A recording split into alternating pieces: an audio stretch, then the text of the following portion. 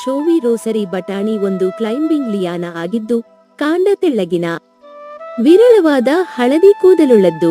ಎಲೆಗಳು ಪಿನ್ನೇಟಾಗಿರುತ್ತವೆ, ಪರ್ಯಾಯವಾಗಿರುತ್ತವೆ. ಕರಪತ್ರಗಳು 6ರಿಂದ 10 ಜೋಡಿಯಾಗಿದ್ದು ವಿರುದ್ಧವಾಗಿರುತ್ತವೆ. ಚಿಗುರೆಲೆ ಕಾಂಡಗಳು ಚಿಕ್ಕದಾಗಿರುತ್ತವೆ. ಬ್ಲೇಡ್ಗಳು ಆಯತಾಕಾರದ ಅಥವಾ ಅಂಡಾಕಾರದ ಆಯತಾಕಾರ. 0.5 ರಿಂದ 3/0.3 ರಿಂದ 1 ಸೆಂ.